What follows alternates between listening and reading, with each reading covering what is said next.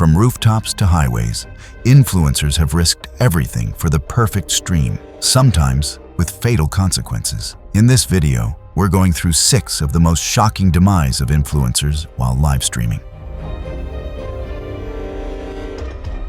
It was May 22, 2017, in Warsaw, Poland. The day had ended with a brief rain shower that left the streets damp and rooftops slick. On one of those rooftops, a young man prepared to stream another live run, unaware that it would be his last. Marek Wojcik was 22, a courier who spent his days navigating Warsaw traffic on a bike. Parkour was his escape, an obsession that gave him a sense of freedom he didn't find in deliveries or routine shifts. Friends described him as restless but determined, someone who sought out the edge between risk and control. His online following of around 3,000 had grown steadily, and he was proud that a small shoe brand had sent him free trainers, hoping he'd showcase them in his videos. For Marek, that felt like a first step toward legitimacy. The practice itself was technical. Parkour required not only physical ability, but also careful judgment of surfaces, distances, and momentum. The pre-war buildings in Prague were unpredictable. Weathered brick, parapets with hidden cracks, tar roofs softened by rain. Typically, runs were rehearsed in segments, but Marek preferred one-takes, streamed live, heightening the pressure and authenticity. He carried no safety equipment. His only backup was Kuba, a friend who acted as spotter and cameraman from safer positions. That evening, they climbed a rusted fire escape onto a tenement roof. Gusts were stronger than forecast, pushing against their jackets. The roof surface was damp, and Kuba suggested they skip the last leap in Marek's planned route. But Marek insisted, saying he needed one clean sequence to show off the shoes. Kuba hesitated, but didn't push harder. With sunset lighting the Warsaw skyline, they set up the live stream. The first moves went smoothly. Marek vaulted a low pipe, rolled across one rooftop, and regained his stride quickly. The stream's viewer count ticked upward, hearts and comments filling the screen. Kuba's voice occasionally called directions, making sure the frame stayed steady. But as Marek approached the final gap, a 5-meter leap across 2 roofs divided by a courtyard, the risk was clear. The landing edge was a narrow parapet of old brick. Kuba told him not to jump, but Marek accelerated, determined to finish. Residents on a nearby balcony later recalled seeing him plant a foot on the parapet. The brick crumbled under the force. Marek's momentum carried him forward. He flung out his arms, fingers grazing the opposite edge, but he couldn't hold. His body pitched downward. The fall was brutal. Witnesses saw him strike a lower ledge, spinning midair before colliding with the corner of a metal dumpster. The sound was sharp, followed by silence as he landed face down on the wet courtyard ground. Kuba arrived moments later, sobbing and yelling for an ambulance, and one passerby dialed help. Sirens were audible within minutes, but when paramedics reached the scene, resuscitation attempts failed. Marek was pronounced dead from massive head trauma. His funeral in Praga Północ was small, attended by family, friends, and members of the local parkour community. His worn trainers were placed on the casket. City inspectors soon sealed rooftop access points and cited the building owner for unsafe parapets. A Warsaw parkour collective began free safety workshops, hoping to prevent similar losses. It was October 3, 2018, in El Nido, Palawan. A brief squall had passed earlier in the day, leaving the air heavy and the sea restless. On the northern end of Nakpan Beach, waves struck rock outcrops in irregular sets, some stronger than others. The spot looked scenic, but it carried quiet danger. Janelle Cruz was 19, a hospitality trainee from Quezon City. She had joined 2 classmates on a budget trip before their semester resumed. Friends described her as outgoing and eager to document every part of her travels. Her Facebook account had about 1,500 friends, mostly relatives and schoolmates, and she streamed casual videos to keep them engaged. It was all about validation from people she knew. She saw these posts as proof that she was moving toward a future career in tourism, learning to package experience and location into something appealing. The landscape demanded more respect than she gave it. Nakpan Beach stretched long and sandy, but the northern point narrowed into jagged rock covered in dark lichen, made slick from earlier rain. Still, Janelle and her classmates were focused on the panoramic view they could show. The plan was to hike the outcrop before sunset and stream a 360-degree shot. A resort guard advised them not to linger close to the edge, pointing out the slippery surface and the unsettled sea. They acknowledged the warning, but kept climbing. The livestream showed Janelle laughing, the camera swinging wide to capture the coastline. The trio stayed a few meters from the drop at first, but slowly edged closer for the angle they wanted. The wind stiffened as they set up near the tip. Janelle positioned herself with her back to the ocean. The first sets of waves were forceful, but not extraordinary, spraying against the lower ledge and splashing her calves. Her classmates steadied themselves, one holding a bag, while the other filmed with a second phone. The live stream carried only the sound of wind and water until a stronger surge arrived. The next sequence came in two waves. The first struck the rock and drenched their shoes. The second rose higher and faster, surging chest high against the ledge. The stream jolted as the water slammed into Janelle's legs. She lost footing instantly. The phone spun, catching only a flash of her outstretched arms before she disappeared. One classmate lunged and managed to catch her wrist, but the backwash pulled so sharply that their grip slipped apart. Two fishermen 30 meters away later described seeing her surface once, face down, dragged between rocks by the retreating surge. Another local guide waded into the channel, but retreated when a third wave crashed, nearly knocking him under. They immediately called for the authorities. The Coast Guard recovered her an hour later along the north end of the beach. Resuscitation attempts failed. Her body showed blunt injuries consistent with impact against the rock channel and drowning. Her wake in Quezon City was modest. Relatives and classmates gathered quietly, projecting her travel clips without sound. Local officials installed new hazard signs in multiple languages and required resorts to monitor the outcrop during swell advisories. It was August 9th, 2016, in Johannesburg, South Africa. The first trains of the morning moved slowly out of the yards, carrying workers across the city. The air was still cool, but a sharp current ran overhead, where high-voltage lines stretched across the commuter rails. Few passengers noticed the danger above them, but one man had planned his morning around it. Demise was 23, an apprentice electrician from Soweto. He had spent his teenage years drawn to risky challenges, using his technical background as justification for pushing limits. While his workdays were spent under supervision, wiring junction boxes and tracing faults, his evenings and weekends were marked by stunts on rooftops and rail bridges. He had gathered around 2,200 followers on Periscope, where he streamed dawn runs and daring climbs. He saw it as an escape from routine, a way to be recognized outside of the narrow confines of training and wage work. His cousin Bana often filmed, half concerned, half enabler. The rail network itself posed the hidden threat. Johannesburg's metro rail trains draw power from overhead catenary wires carrying 3,000 volts of direct current. The wires are set at a height that keeps them just clear of train roofs on straight tracks, but closer on bends or bridges. Electricity arcs when a body comes near, even without direct touch. Train surfers often underestimated this invisible hazard, thinking only a physical grab could kill. Sia's electrical training should have made him more cautious, but his confidence left him blind to the risk. That morning, he and Bana boarded a slow-moving commuter before sunrise. The plan was to climb onto the roof, stream a balancing run, and end with a triumphant pose against the skyline. Bana reminded him of the 3 kilovolt lines, but Sia brushed it off, insisting he knew the systems better than the engineers who maintained them. Comments began flooding the live feed, viewers urging him to stand tall, to show fearlessness. The train picked up speed as it left the yard. Sia pulled himself from the carriage window, gripping the edge until his feet found the roof. He rose, arms out to steady himself. Bana's voice can be heard off camera, telling him to stay low, but Sia edged forward, seeking a panel that would give him a dramatic shot. The track ahead curved, bringing the wires closer to the roofline. Bana described what happened next. As Sia straightened and lifted a hand, the gap between flesh and copper closed too much. A blue-white arc leapt from the catenary,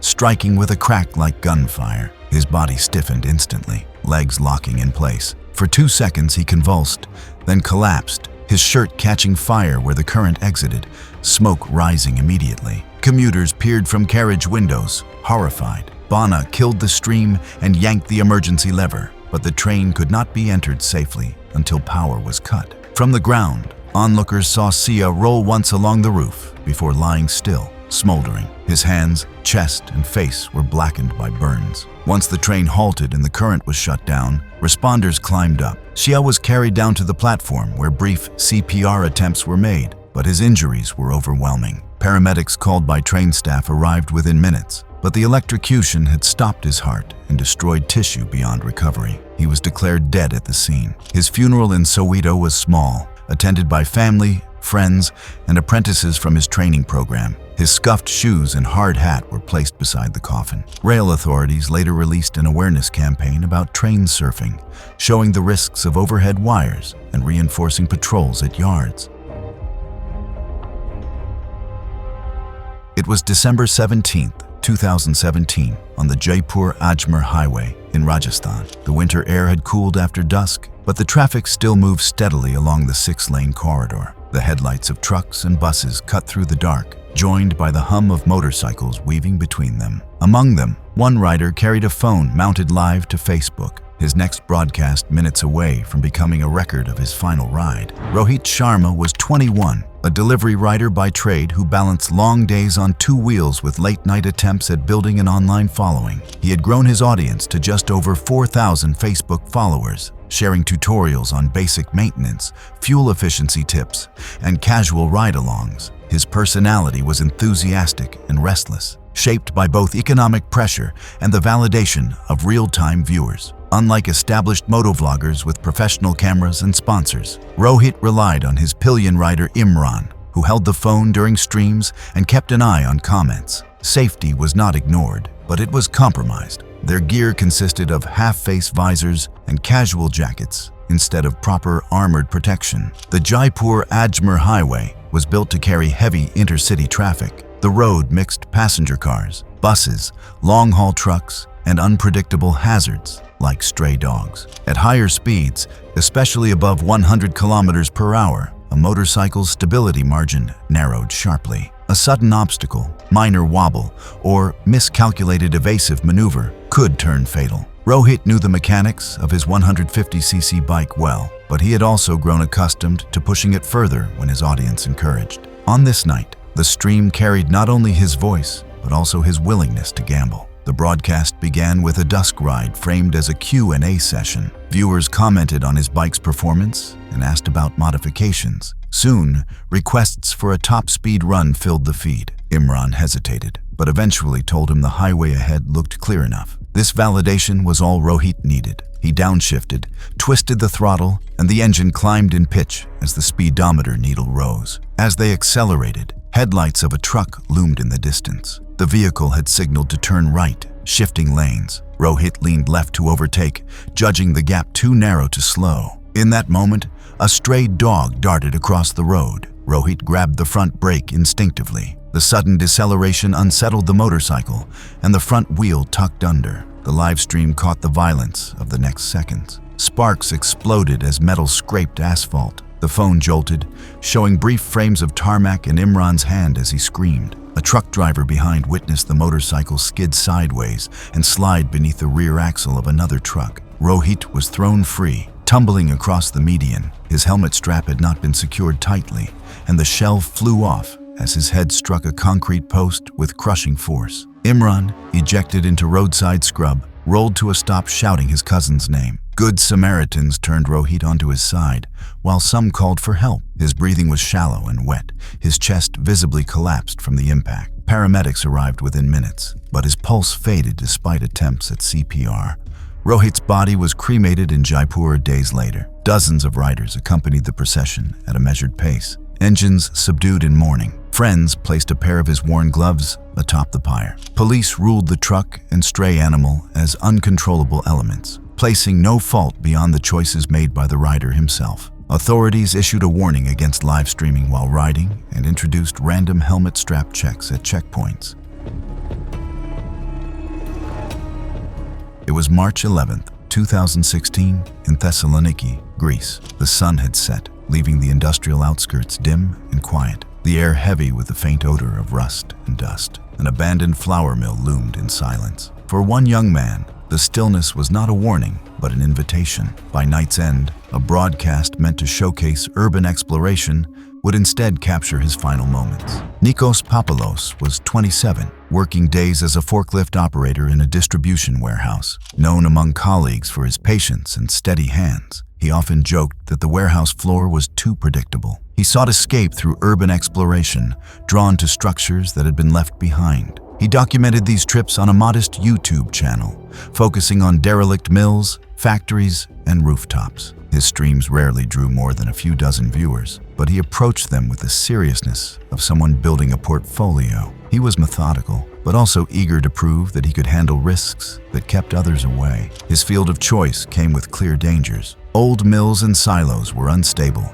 riddled with corrosion, brittle steel ladders, and poor ventilation. Confined spaces in such sites were notorious for oxygen deficiency and carbon dioxide buildup from decomposing grain dust. Without monitoring equipment, entry was guesswork. For urban explorers, the appeal lay in crossing thresholds others avoided, but few carried proper gear. Nikos relied on a headlamp, rope, and his phone. His friend Eleni accompanied him, partly to spot hazards and partly to read comments aloud, since Nikos sometimes drew viewers from outside Greece who followed his videos in English. That evening, they slipped past a broken fence and into the mill complex. Graffiti covered the walls, and piles of flour dust mixed with dampness underfoot. Eleni suggested staying along the elevated catwalks, where broken windows gave wide city views. Nikos had another plan. In the main chamber stood a row of silos, towering concrete cylinders whose sealed hatches had been pried open. He wanted to descend into one,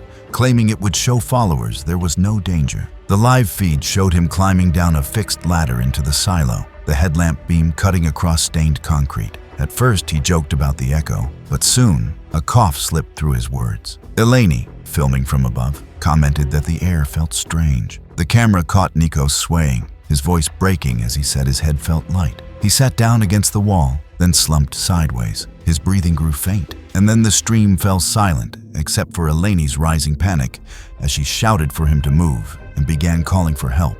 A nearby resident, hearing her screams, phoned the fire department. Responders arrived within minutes, carrying gas monitors that confirmed oxygen-deficient conditions inside the silo. A firefighter wearing self-contained breathing apparatus descended, finding Nikos unresponsive, lips blue, skin cool. He was lifted out and laid on the concrete floor above, where CPR was attempted, but there was no return of pulse. He was declared dead at the scene. Municipal authorities later welded the silo hatches shut and posted hazard warnings in Greek and English. Police issued a general advisory about the lethal risks of confined spaces, warning specifically against streaming or trespassing in such areas. His funeral took place in a small neighborhood church, where co-workers and family gathered quietly. A pair of his worn work gloves rested atop the casket. His mother asked that his YouTube channel be deleted, saying she wanted no reminders of the last night. It was February 2nd, 2018, in Kazan, Russia. The evening streets were coated in snow, with the temperature lingering below freezing. On a small square near the university, a performance that was meant to brighten the night would instead descend into catastrophe. Anya Morozova was 24. Splitting her time between shifts as a cafe server and evenings spent busking. She combined dance with fire breathing, using the added danger to hold attention long enough for tips. Friends described her as disciplined, someone who spent hours practicing choreography, but also eager to stand out in a city crowded with buskers. Social media gave her a modest following, and on VK, she had begun live streaming short sessions to connect with friends and students who could not always attend in person. Sergey, her boyfriend, supported her by carrying fuel, lighting torches, and managing the camera. Fire breathing was simple in appearance, but hazardous in practice. Performers used fuel that atomized into a fine spray when expelled from the mouth, which, when ignited, produced a controlled fireball. The risks multiplied in cold weather. Lip balm, wool scarves,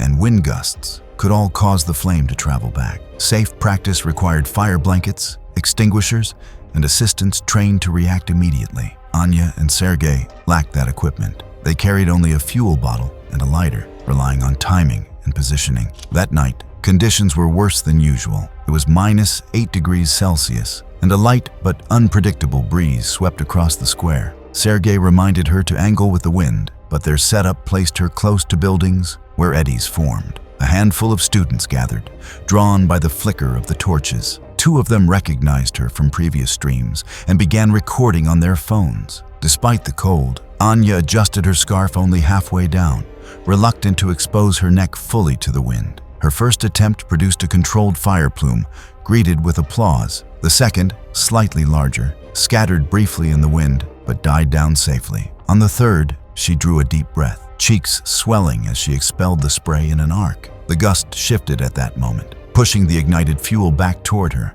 The stream caught the sudden flash as the fireball flared against her face. Her scarf ignited instantly, followed by her hair. The torch dropped from her hand, clattering against the icy pavement. Anya instinctively patted her face, but the fuel residue on her hands ignited, flames running across her sleeves. Sergei lunged forward with the bottle, trying to douse her, but in his panic left the cap half on. The splash only spread ignition along her arms. Witnesses later described the sound of fabric crackling and her short, rasping attempts to breathe. One student tore off his coat and smothered the scarf around her neck, while another kicked the torch away. The VK stream tilted sideways, capturing shouts and the hiss of burning wool as the camera fell to the ground. By the time the fire was subdued, she had suffered extensive burns. Her airway was scorched, her face and neck blackened in patches, with blisters forming around her hands. Sergei shouted for water, then for an ambulance, his voice raw as she collapsed to the pavement. She was loaded into an emergency vehicle within minutes, but on the way to the hospital, she went into cardiac arrest. Paramedics attempted resuscitation, but her injuries were too severe. In the days following, fire authorities released new advisories, urging street performers to check wind conditions, avoid flammable clothing, and carry extinguishers. VK retroactively flagged archived streams with a safety disclaimer. Her burial was held quietly outside Kazan, where fellow performers left unlit torches and flowers at the graveside. The modest turnout reflected the close circle she kept, more co-workers and local buskers than distant relatives. Thanks for watching. If you found these real-life accounts of fame chasing gone tragically wrong compelling, click here for more.